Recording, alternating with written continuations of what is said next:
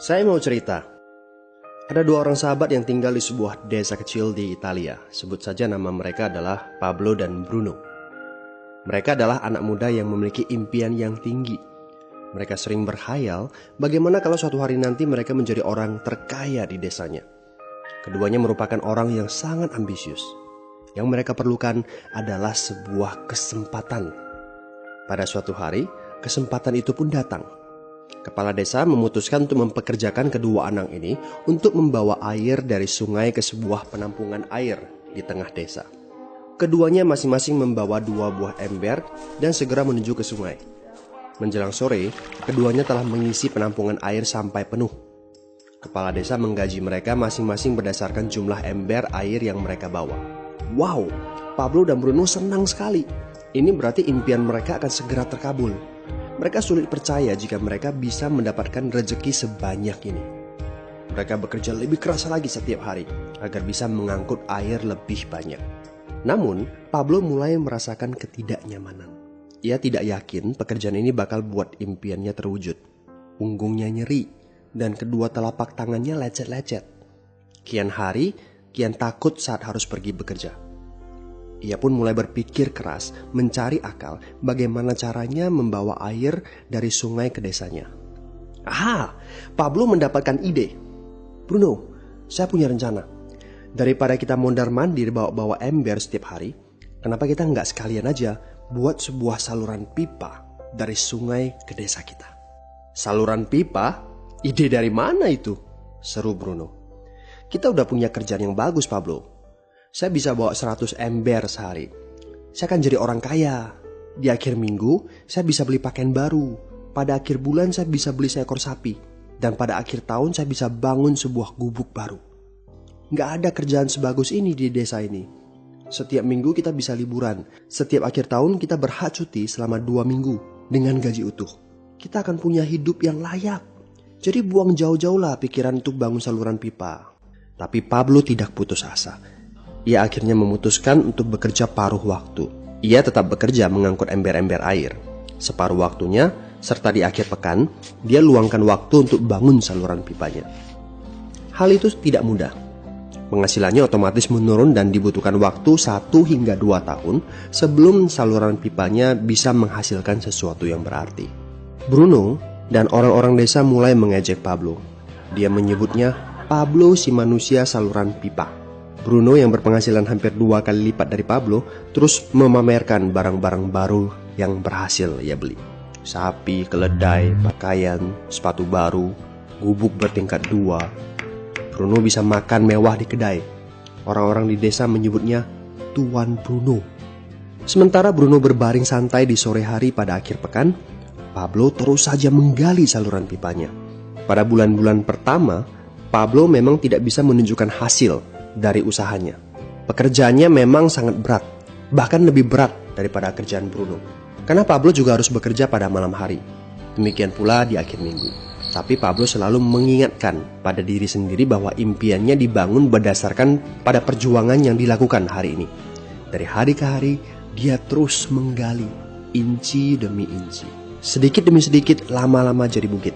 Dari 1 inci kemudian menjadi 1 kaki. Kemudian jadi 10 kaki. Kemudian 20 kaki, 100 kaki, dan seterusnya. Bersakit-sakit dahulu, senang-senangnya kemudian. Demikian dia terus menyemangati dirinya sendiri. Sepulang kerja, tubuhnya lelah sekali. Fokus pada hasilnya. Kata-kata itu terus ia ulangi dalam hati setiap hari saat dia pergi tidur. Sementara dari bar di desa itu terdengar gelak tawa mengiringinya ke alam mimpi.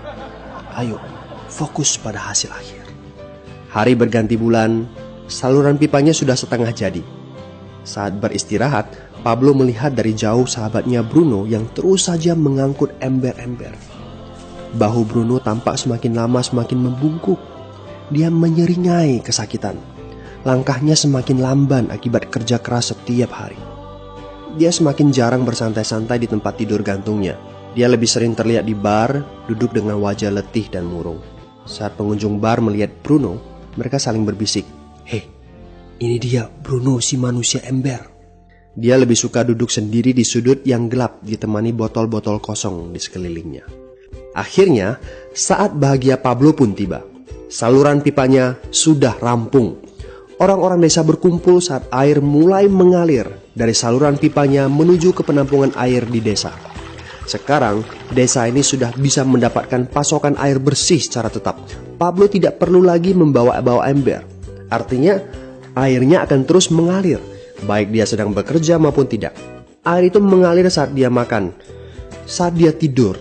Air itu mengalir di akhir minggu ketika dia asyik bermain. Semakin banyak air yang mengalir ke desa itu, semakin banyak pula uang yang mengalir ke kantong Pablo. Apa moral dari cerita ini? Pertanyaan yang paling penting untuk kita renungkan adalah, siapakah Anda? Seorang pembawa ember atau seorang pembuat saluran pipa?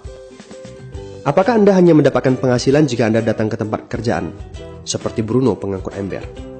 Atau Anda termasuk orang yang bekerja hanya sekali saja, kemudian Anda dibayar terus-menerus, seperti Pablo pembuat saluran pipa? Jika Anda termasuk orang kebanyakan, itu berarti Anda bekerja dengan menggunakan pola pembawa ember. Anda membarterkan waktu untuk mendapatkan uang. Maksudnya, bekerja 1 jam dibayar per jam, bekerja 1 bulan dibayar per bulan, bekerja setahun dibayar per tahun. Masuk akal kan? Masalahnya, dengan sistem pembawa ember, masuknya uang akan berhenti saat kita berhenti bawa ember. Artinya pendapatan kita hanya sementara alias tidak langgeng.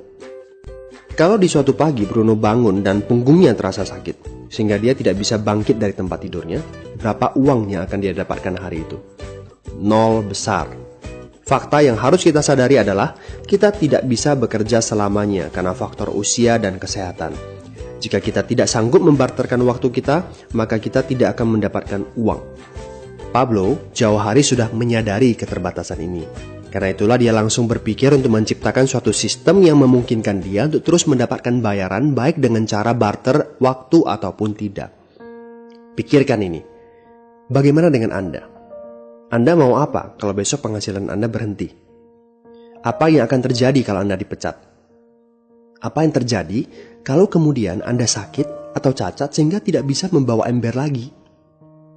Bagaimana seandainya perawatan kesehatan yang mendadak yang harus Anda jalani menghabiskan uang tabungan Anda? Apa yang terjadi bila uang tabungan Anda itu langsung menguap dalam semalam?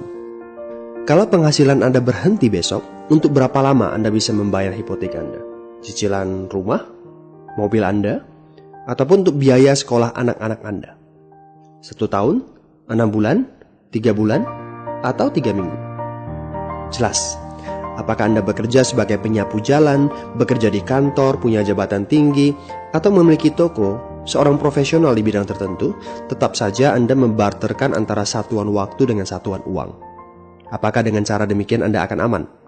Satu-satunya jalan untuk menciptakan keamanan yang sesungguhnya adalah seperti yang dilakukan oleh Pablo, yaitu membangun saluran pipa saat Anda masih bekerja sebagai pembawa ember. Dengan membangun sebuah saluran pipa, Anda cukup mengerjakan pekerjaan sekali saja, capeknya sekali saja, tetapi Anda akan dibayar terus-menerus.